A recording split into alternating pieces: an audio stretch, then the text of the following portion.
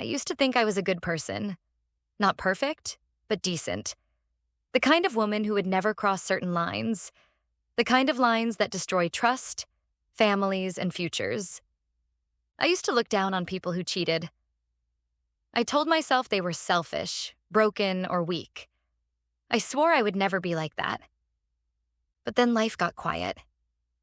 Too quiet. Michael and I had been married for 7 years when it happened. 7 years of stability, predictability, comfort. He was the kind of husband every woman said they wanted. Gentle, patient, loyal. The problem was he loved me too well. It sounds insane when I say it out loud, but that's the truth. His love was so safe that I stopped feeling anything at all. Every day felt the same. Morning coffee, his soft kiss before work, my routine, his routine, dinner, a show, sleep. There were no surprises, no fire. Just peace. And for some reason, I mistook that peace for boredom. It started when I met Ryan. He worked with one of our clients.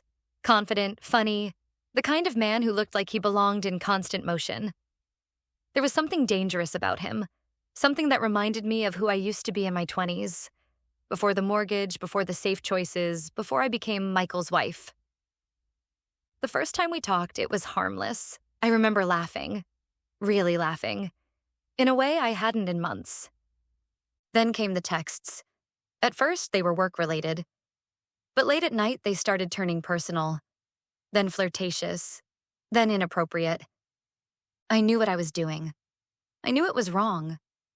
But it was like standing on the edge of a cliff, terrified but exhilarated by the view. Every message from him made me feel wanted, alive, exciting. And I couldn't stop. 2 months later, the idea of a girls' trip slipped out of my mouth before I even realized what I was saying. Michael was sitting at the dinner table, scrolling through his phone, talking about vacation days he hadn't used yet. "You should go somewhere," he said casually.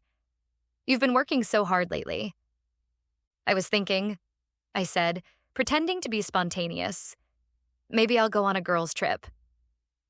"You know, like a long weekend. The girls have been talking about Miami." He smiled immediately. "That sounds perfect." I remember feeling both relief and guilt at the same time. Relief that he didn't question it. Guilt because I already knew I'd be spending that weekend with Ryan. He even helped me pack. He bought me sunscreen. He kissed me goodbye at the airport and said, "Don't worry about anything, okay? Just relax." Those words haunted me later. The moment I saw Ryan at the airport, everything inside me changed. He was leaning against a wall, sunglasses on, smirking like he owned the world. When he saw me, he grinned. "There's my partner in crime." I laughed, but my heart was racing. The city wasn't Miami. It was Chicago. We picked it because neither of us had friends or family there. It was anonymous, easy, far from home.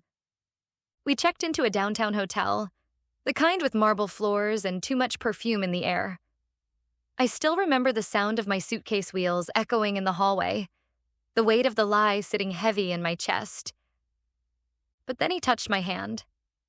And all of it, the guilt, the fear, the voice screaming "stop," vanished. For 2 days, I lived in another world. We explored the city, went to rooftop bars, walked along the river at night. He held my hand in public like it was normal, kissed me like he didn't care who saw. I laughed more in those 48 hours than I had in years. There were moments, tiny, fleeting moments, when I felt like I was 20 again. Carefree, desired, wild.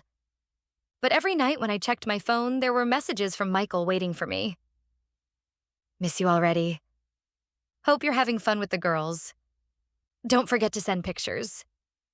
Each one chipped away at me. So I lied. I sent him photos from Google, beach shots, cocktails, group selfies that weren't mine. He believed every one of them, and somehow that made it worse. The last night with Ryan, I woke up around 3 a.m. He was asleep beside me, breathing softly. I turned toward the window and saw the city lights flickering through the glass. That's when the first tear fell. didn't even know why I was crying.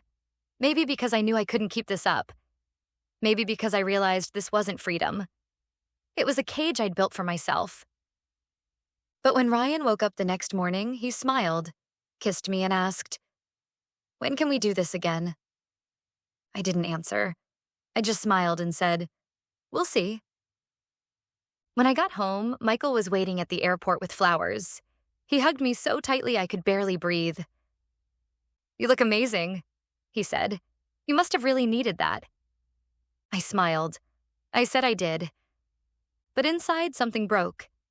He carried my bags, made me dinner, and listened to my made-up stories about my friends and our trip. He laughed in all the right places, asked questions, believed everything. I kept thinking, if he ever finds out, I'll lose him forever. Weeks passed, then months. Ryan texted me a few times after that, but I ignored him. I told myself I was done, that it was over. But the damage had already been done. I started to notice things about Michael that I hadn't before. The small wrinkles near his eyes. The way he always checked on me before bed. The way he left me little notes on the fridge. He'd never stopped loving me. But I had changed. I wasn't the same woman anymore. I was quieter, distant, detached. And Michael noticed. One night he asked, "Are you okay?" I smiled and said yes. But I wasn't. 3 months later, I came home from work and found him sitting at the kitchen table. My phone was on the counter beside him. He didn't look angry, just tired. "Who's Ryan?" he asked. My stomach dropped. He had found the backup. The messages, the photos, the fake hotel confirmations, everything. For a few seconds, I couldn't breathe.